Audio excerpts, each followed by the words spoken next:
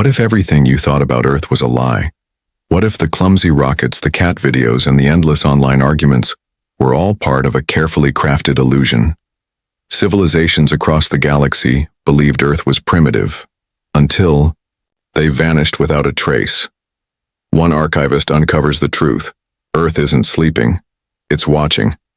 And it's been hiding the most powerful secret in the universe, right in plain sight. Are you ready to see what's behind the curtain? If you are new here, then please subscribe this channel and show thumbs up by liking the video. Now let's move to this wonderful story. Nolan Trevi never expected to find anything interesting in the archives. His job was simple: catalog ancient data from civilizations that no longer existed. He worked alone on Station Periscope 6, a dusty satellite that orbited a forgotten star on the edge of mapped space. It was quiet, dull, and safe, exactly the way Nolan liked it. But everything changed the day he stumbled across a report that had been misfiled 59 times. At first, it didn't seem like much. Just another extinction record, marked as incomplete and flagged for review. Nolan was ready to file it away, until he noticed the warning printed at the top in dozens of languages, most of them extinct. They all said the same thing: Earth is only pretending. The phrase gave Nolan a strange chill, one that didn't go away after he read it 3 more times. He tried to find more about the source of the message. The record came from a civilization called the Virene, who had vanished over 700 years ago. According to the report, they had observed Earth from afar, laughed at its primitive rockets and awkward attempts at energy generation, and then, without any warning, they disappeared. Nolan frowned. He had seen similar records before. Too many, in fact. He pulled up the database and searched through other extinction reports. One by one, he found the same phrase hiding in forgotten files, marked as irrelevant or ignored entirely. Earth is only pretending. Over and over again. He should have stopped there. A better archivist would have followed protocol and reported the findings to the Central Bureau, where it would have been buried under layers of review. But Nolan's curiosity had been stirred. Something didn't add up.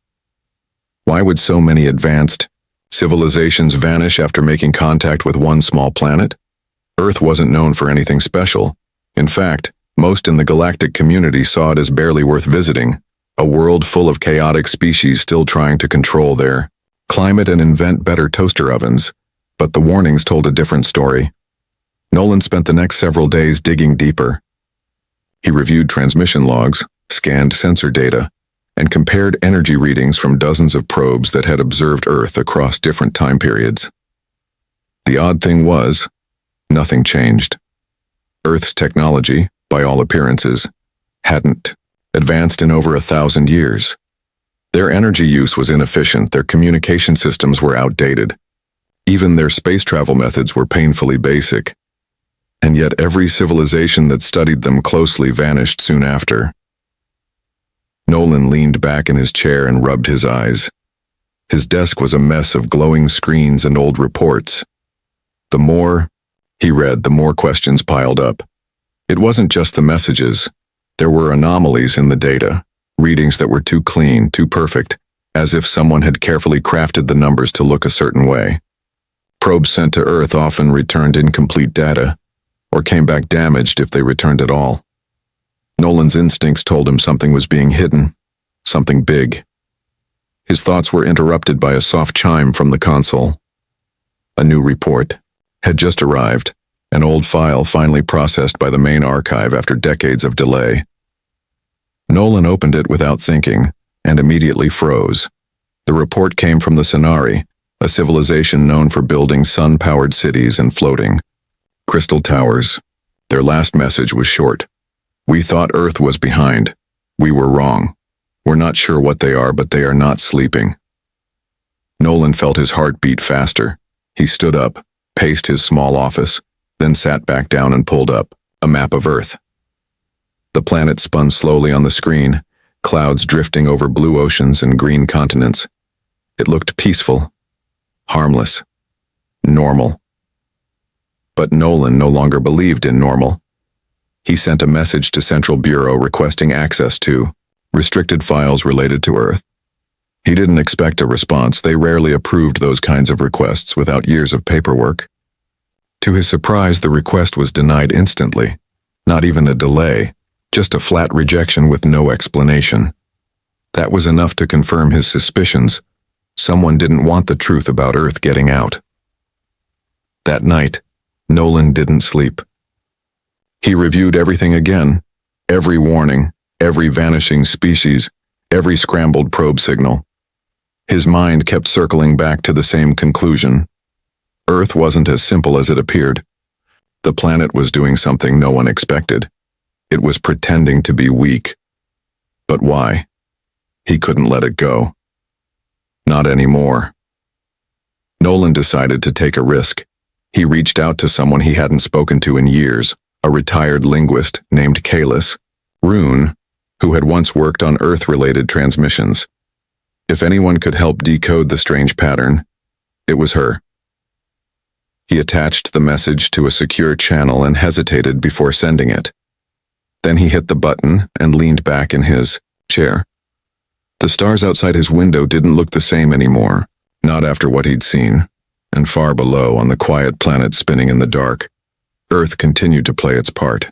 Simple, primitive, asleep. At least, that's what everyone still believed. Nolan Trevi had never been to Moon Talvin 3 before. It was cold, quiet, and covered in pale blue ice that never melted. The observatory stood alone on a cliff, an ancient building made of dark stone and silver panels, humming gently from the inside. This was where Kalis Rune had disappeared to after she left the Galactic Linguistics Institute without a word, years ago. She had been a leading expert in interstellar languages, known for her ability to decode even the most complex alien signals. Now she lived in exile, far from the noise of galactic politics, alone with her memories and machines. Nolan arrived in a small research shuttle, the kind barely suited for long flights. He knocked twice on the observatory door, unsure if she would answer. For a long moment, nothing happened. Then, with a soft click, the door opened. Kalis stood there, older than he remembered, wrapped in a heavy coat. Her eyes studied him quietly, like she had already guessed why he had come. "You found it, didn't you?" she asked. Nolan nodded. "The warnings. They're all the same." She stepped aside, letting him in. Inside, the observatory was filled with old equipment, glowing. Screens, dusty books, shelves of storage units, and wires that ran like vines across the walls. In the center of the room, a single console glowed with active data streams still running. "I knew someone would notice eventually," Kalis said. "They always leave the same message, but no one ever listens." They sat at a metal table, in the corner. Nolan showed her the files he had uncovered, the same phrase repeated by countless extinct civilizations, the strange probe malfunctions, the perfect patterns in Earth's data. Kalis listened without interruption, her eyes growing darker with each detail. "They're not warning us," she said softly. "They're documenting their last discovery. That Earth is not what it appears to be." Nolan leaned forward. "Then what is it?" Kalis stood and walked to a nearby shelf, pulling out an old drive. "I was part of the team that studied Earth communications. At first it was just noise, music, television, short clips of animals doing silly things. We thought it was random, a primitive culture just beginning to speak across the stars. But then I noticed patterns, recurring codes, not in the spoken words, but in the structure of the noise itself." She placed the drive into her console. The screen lit up with video footage, humans dancing, laughing, sharing jokes and stories. All things that seemed innocent. But then the data overlays appeared. Behind the images were hidden codes, frequency shifts, quantum patterns, and layered signals invisible to the naked eye. "This is what no one wanted to see," she said. "Their media isn't just for entertainment. It's a mask. Behind the jokes and music are messages, hidden in plain sight." Nolan stared at the screen, stunned. "Why would they do this?" "To stay hidden," Kalis replied. "They know that civilizations with power attract threats. Earth figured out a long time ago that if they appeared weak, no one would take them seriously. No one would fear them. And so they created an illusion, a world full of distractions and inefficiencies. But everything, every mistake, is controlled. Nolan shook his head. But that means all those races that thought Earth was an easy target walked into a trap, Kalis finished. They underestimated them and vanished. Earth didn't fight with weapons. It absorbed what it needed and erased the rest. Quietly. Completely. He sat in silence, the pieces falling into place. The perfect data, the fake failures, the childish technology. It was all part of the same illusion. Kalis handed him another file. This is a transcript from a forgotten probe mission, one they tried to delete. It landed near what the humans called a science fair. It recorded a child building a device powered by particles we still don't fully understand. The probe malfunctioned, and before it shut down, it recorded the child saying, "It's just for fun." Nolan read the file, feeling his chest tighten. They're teaching their children how to build things we can't explain, and calling it fun? Kalis nodded.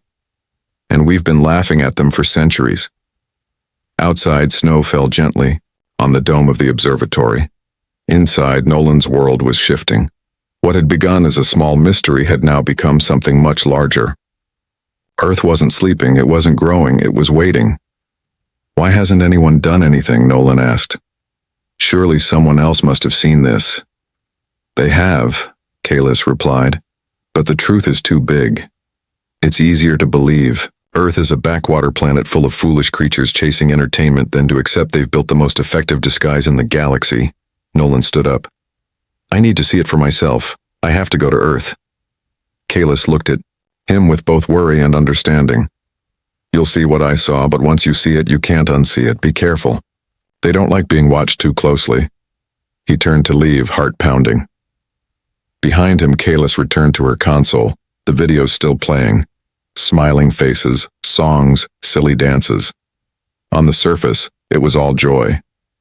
But hidden beneath was a warning. We see you. We've always seen you. As Nolan's shuttle lifted off the icy moon, he looked down at the observatory one last time. Somewhere below the layers of laughter and light, a secret waited for him. A truth that had been hidden behind the most harmless face imaginable, and Earth continued to pretend. Nolan Trevi had seen many planets in his time as an archivist, but nothing prepared him for Earth. From space it looked ordinary, a swirl of blue, green, and white. Peaceful, quiet, just like the report said. But now, standing in the middle of a crowded city street, surrounded by humans and noise, Nolan felt completely out of place. He wore a disguise, a translator device hidden in his collar, and carried a data tablet that looked like a common Earth gadget.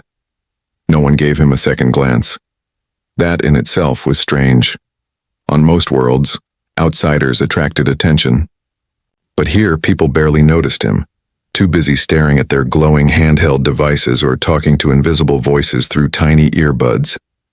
He walked past coffee shops, street vendors, and blinking signs. Everything looked simple. People laughed, argued, and hurried along. Nolan tried to act natural, but his mind was racing. He knew the truth, or at least part of it. Earth wasn't what it seemed. Behind the smiles and small talk was a hidden system too advanced to measure, and now he was here to find it.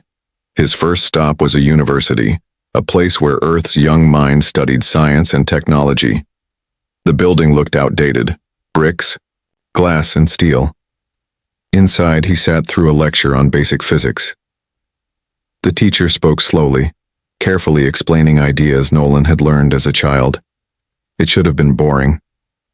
But when he scanned the data from the lecture, something strange happened. The energy readings around the classroom fluctuated. The walls held signatures of quantum fields. The chalkboard, an ordinary teaching tool, absorbed and reflected data patterns in a way that made no sense. Something here was not real, or at least not what it appeared to be. After class, Nolan followed a group of students. They talked about social media, music, and snacks, normal Earth things. One of them, a young woman with bright eyes and a quiet voice, looked at him and smiled. "You're not from around here, are you?" she said. Nolan hesitated. "I'm visiting," he replied carefully. She nodded. "I figured. You walk like someone who's trying to study everything at once." Her name was Miran Saul. She was a linguistics student, curious about everything.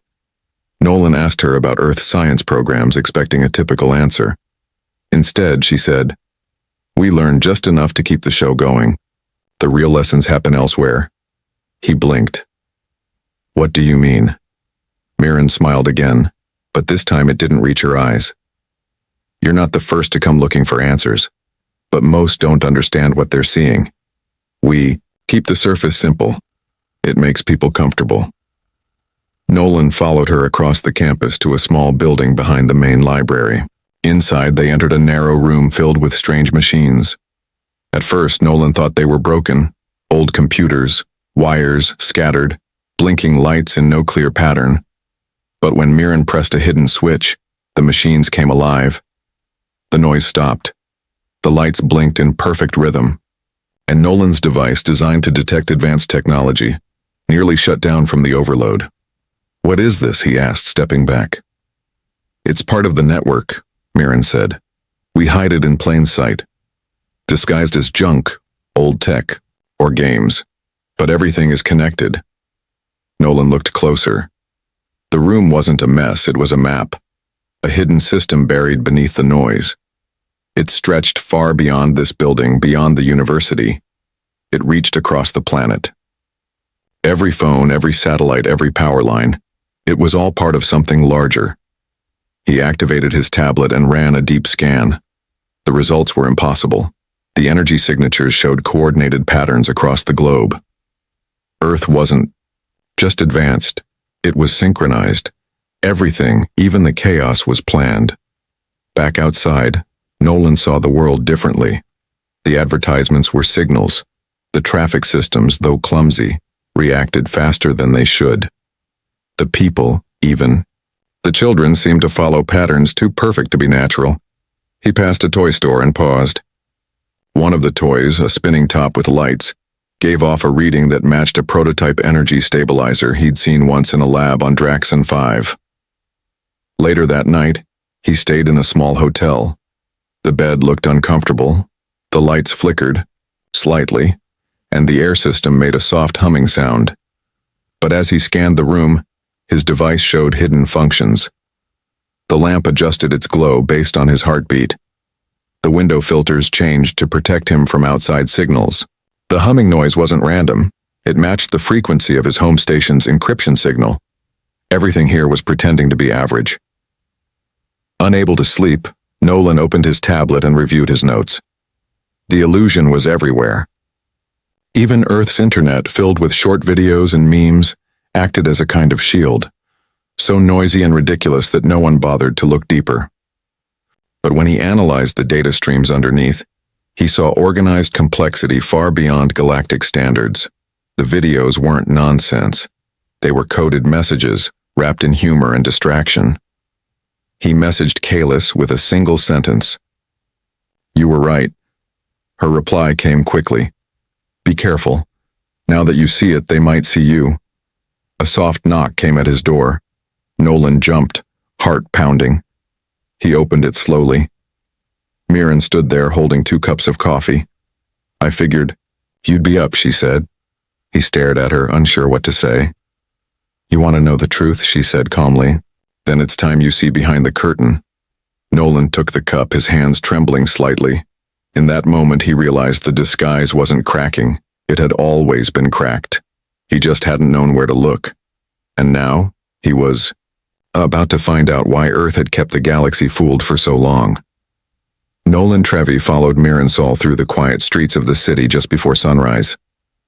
The usual noise was gone. Streetlights flickered softly. Distant traffic hummed like background music. Nolan kept his tablet close, still scanning, still seeing the impossible patterns. Miran walked with ease, sipping her coffee, as if leading. An alien archivist to a world-changing secret was something she did every day. They reached an old building that looked like a forgotten museum. The windows were dusty, and the sign above the door had faded letters that spelled out History and Culture Exhibit. Mirren pushed open the door. Inside it was dark, but as they walked through, lights flickered on, slowly, like they were waking up. The walls were lined with artifacts, old tools, early computers, broken machines. Nolan looked around, confused. Nothing here seemed advanced, but he kept walking. At the back of the room was a simple wooden door. Mirren placed her hand on it. A soft glow appeared beneath her palm, and with a quiet click, the door opened. On the other side was nothing like what Nolan had expected. The hallway stretched far beyond what the building's size should allow. Smooth walls of some material he didn't recognize lined the corridor. Hidden lights glowed gently above them. As they walked, the air changed, crisper, clearer, like it was filtered by something not yet invented. Finally, they entered a wide chamber filled with machines, so advanced Nolan couldn't even guess their purpose. Screens floated in midair. Data moved in swirling patterns. Energy pulsed quietly beneath the floor. In the center of it all stood a figure, tall, calm, and not quite human. It turned slowly, smiling in a friendly way. "Welcome," it said. "You've come far, Nolan Trevi." Nolan stared. "You know who I am?"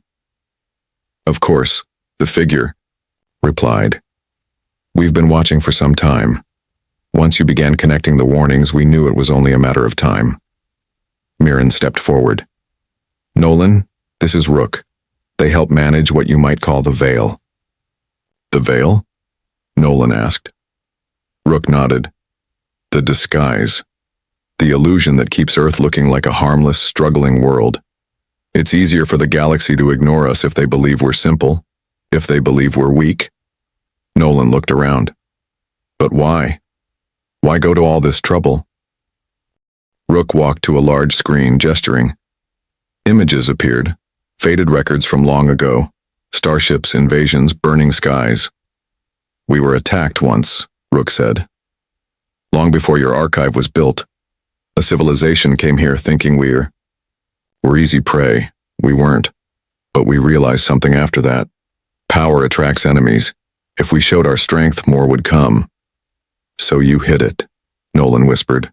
"You made Earth look primitive." "Yes," Rook said. "And we got very good at it. We built layer upon layer of normal life. School systems, entertainment, even arguments about pointless things. All of it carefully crafted. All of it to distract." Nolan thought about the classrooms, the cat videos, the silly debates online. All of it now made sense. But those civilizations that disappeared, they came too close, Mirren said. "We gave them a choice. Join us quietly, help us keep the illusion, or vanish from history. Most chose to join." Nolan felt a chill run down his spine. "And the ones who didn't?" "They never left," Rook said. "But their stories did." There was no threat in Rook's voice, no anger. Just calm truth. Nolan realized then that Earth wasn't just hiding from the galaxy. It was protecting something. Maybe itself. Maybe everyone else. But it was clear now. Earth wasn't behind. It was ahead. Far ahead. He stepped closer to one of the floating screens. It showed a map of the galaxy. Markers blinked in and out, each tied to a known world. Earth's marker glowed steadily. Around it were gaps, places where contact had been lost. "All those civilizations," he said softly. "They're all working with you?" Rook nodded. "Not working for, working with. This isn't conquest, it's containment. We believe in peace, but we know how fragile it is." Nolan turned to Mirren. "Why show me this? Why now?" "Because you saw through it," she said. "You connected the dots. You asked the right questions. We need people like you, observers, thinkers, and because the galaxy is growing curious again, sooner or later someone else will come too close." Nolan sat down, overwhelmed. He had spent his life in quiet research, never imagining he'd be part of something like this. "What happens now?" Rook smiled. "Now you choose. You can return to your world, Forget what you've seen and live the rest of your life in peace. Or you can stay. Help us keep the veil in place. Help protect the illusion. He looked around the chamber again, at the quiet hum of impossible machines, at the hidden power Earth held. The idea of going back pretending nothing had happened seemed impossible now. "I'll stay," he said. Rook extended a hand.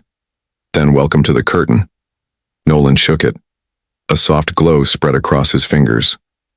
Somewhere far above, the sun began to rise over Earth.